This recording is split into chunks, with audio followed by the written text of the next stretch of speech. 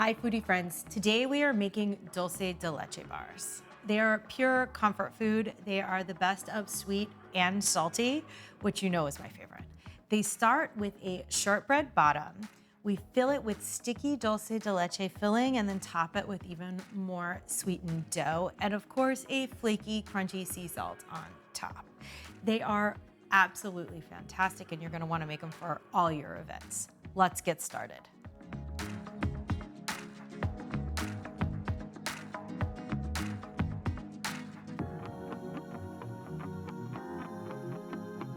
We are going to start by making dulce de leche, and we do that using a sweetened condensed milk. So I have a small casserole dish here. I'm going to pour, just as a 14-ounce can of sweetened condensed milk into the baking dish. Super easy, let it drizzle on in. There we go. Seal this up super tight with aluminum foil. We don't want any of the steam or the heat to get out while it's cooking.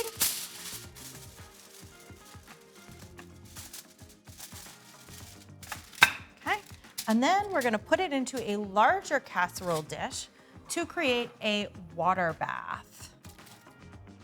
Water baths help with keeping whatever else is you're cooking very moist and fluid, kind of the same thing as we do with cheesecakes. Helps the heat distribute evenly and gets a nice brown caramel on top. We have a preheated oven at 425 degrees. We're gonna put this on in there. Depending on your oven, it's about 60 to 90 minutes. What we're really looking for is just a great caramel browned color, and then you know it's ready to go. Now we're gonna get started making the dough. The dough is not technically a shortbread because we're using eggs, but it has that same crumbly texture, so it reminds me of that. Start with your flour. So many people don't measure flour correctly. They take the scoop, they put it right on in, and that packs down the flour. If you're measuring in volumes like they do over in the UK and Europe, you're fine. But in the US, most people use measuring cups. So what you wanna do is measure it out using a spoon and lightly put it into your measuring cup. Overfill it a little bit, use the flat side of a butter knife or an offset spatula, go ahead and put it off. You'd be amazed at how much extra flour you put into recipes if you really pack it on in there. We need 2 cups for our dough. Let me get the other one in here. And on in it goes. We need a ½ teaspoon of fine sea salt. And for this dough, I am using fine sea salt instead of coarse kosher salt, which you generally see me use. Gonna evenly distribute throughout the dough batter, and 1 teaspoon of baking powder. This is gonna be our leavener, make it a little bit more light and fluffy. I use the food processor for this dough. It's much easier to come together than even using a stand mixer. I wanna get all of the dry ingredients evenly distributed throughout it. So it's the same as whisking it or sifting it. Just a few blitzes should do the trick. Now I'm gonna add the sugar. It's 1/3 cup sugar. Sugar is okay to go ahead and dip in. It's not that light and fluffy like the flour. Okay, got that on in there. And now we're gonna move on to the butter. This is 8 tablespoons, which is 1 stick, ½ a cup of cold unsalted butter. Unsalted is best. You already added some salt to the dough. You don't want it to be overly salty. And we're gonna put that flaky sea salt on at the end. Using cubed butter also helps it distribute evenly throughout the dough. This is something that bakers use all the time, and I've seen folks put in a whole stick and it ends up being a globby mess. So make sure it's nice and cubed and cold.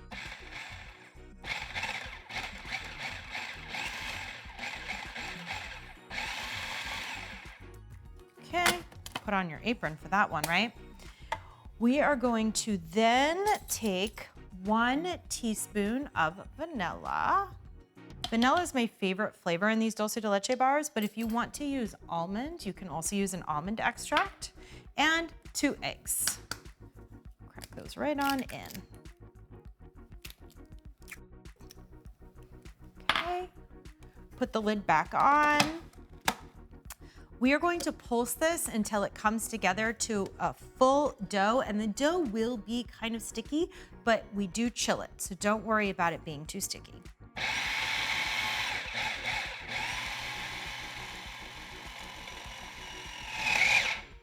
Another trick I do with the food processor is on high and low, the blade tends to move in opposite directions with most brands. So if your dough gets stuck on one side and it's just not moving, go ahead and switch to low and then pop it back up to high. Perfect. We are gonna turn the dough right on into plastic wrap and we can form it into a disc from there. This is a super sticky dough. That chill is going to help it come together so we can form it more easily into the pan. But dough also has to be the right temperature. I see it all the time. People cut steps with cookie dough, pie dough, whatever it is, and try to skip the chilling process. And ultimately, if the dough is not the right temperature and this dough needs to be cold, it won't cook up right. You'll either get a blobby mess or an overcooked, dry, crumbly mess. This dough doesn't have too long of a chilling time. It's about 1 hour. As you can see, it's super sticky. But that 1 hour is gonna help it come together. Flattening it into a disc also helps it chill more evenly and faster than if it was in a giant ball. The flatter it is, the faster it will chill. This dough needs to chill for about an hour. We've got all of our dough here. It's just in a tall mess, but using our hands, as we pull it together, we can form it into a disc. Doesn't need to be perfect. This isn't how we're using it. It's just to get a nice chill on it. And while it chills, this is the perfect time to take a wine break. Coming back from our wine break, our dough is nice and chilled, which will make it easy to work with. We're gonna use about 75% of this to build the base, and then we're gonna add in some more brown sugar and a little bit of flour to make a crumbly topping, kind of like a streusel. I line the pan with parchment because that dulce de leche is super sticky, hard to get out of pans. This will make it a little bit easier. As you can see, I have flaps here on the parchment. This is kind of like a sling, so I can pull it on out. And even though the parchment is gonna help with sticking, I still, just for good measure, give it a little shot of cooking spray. The easiest way to do this dough is with your hands. So make sure you have clean hands. Take out a piece, flatten it into your palms.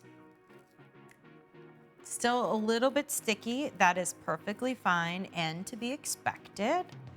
And lay it on down in there.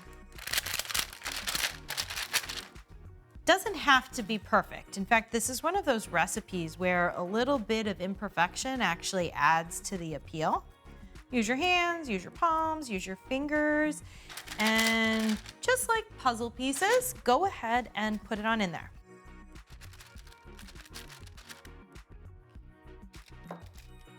And then the bottom doesn't need to be fully like perfect around all the edges. But you wanna take your fingers and try to press together some of those seams. So in the main part of it, there aren't any spaces. Again, doesn't have to be perfect. It'll all be fine, it'll all work out. That corner needs a little bit more. So we have about 25% of our dough left. I'm gonna set it aside. We're gonna use that to make our streusel topping. Next is the dulce de leche layers. So we already took this out of the oven. It's easiest to use when it is still a little bit hot. If you were gonna use this for topping ice cream or a dipping sauce for apples, you might wanna take an immersion blender in there to get it super, super smooth, but we aren't using it for that. So we are going to just take our spatula and mix it up. It'll melt even more together when it is on top of the bars, and evenly pour it over the dough. The natural sugars in both the milk and then the sugar from it being a sweetened condensed milk are what caramelize, giving it this great color, sweet smell, and sticky consistency. Again, these don't have to be perfect, so just take it out to the edges, call it a day. And let's make that sweetened dough topping. The topping starts with a base of the dough that we used for the bars. Plop that right on into a separate mixing bowl. And about 2 tablespoons of brown sugar in there. Eyeballing it, of course, you know, me and the eyeballing. I like the molasses and the extra sugar that this puts into the dough. It gets it nice and crumbly on top. About 1 tablespoon of flour. A fork or a pastry cutter works here, but since it's such a small amount, I usually use a fork. And go ahead and press it through the tines right on in there to get it to incorporate. It's gonna be a little bit crumbly, and that's okay. Get your fingers in there. They are one of your most useful kitchen tools. Your arms might be tired after you get done doing this. It's kind of an arm workout. Biceps. Okay. Again, hands. We're gonna go ahead and take pieces, small pieces. Again, flatten them into your palms. Okay, and drop them onto the top of the bars. Doesn't have to be perfect. Imperfection is the goal for these Dulce de Leche bars. It's not gonna cover the entire top, so don't be worried about making it flat and covering the entire thing. You just wanna get the majority of it topped. Some of it crumbles on there, that's perfectly fine. You get little bits. It'll all bake together in the end.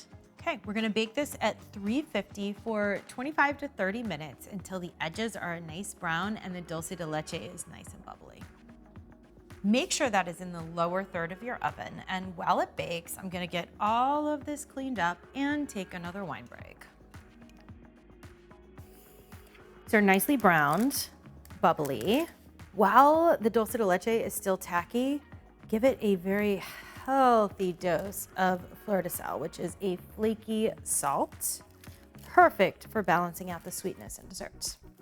Don't cut these until they cool fully, which means that's the perfect time for another wine break. These have cooled. Use your parchment as a sling.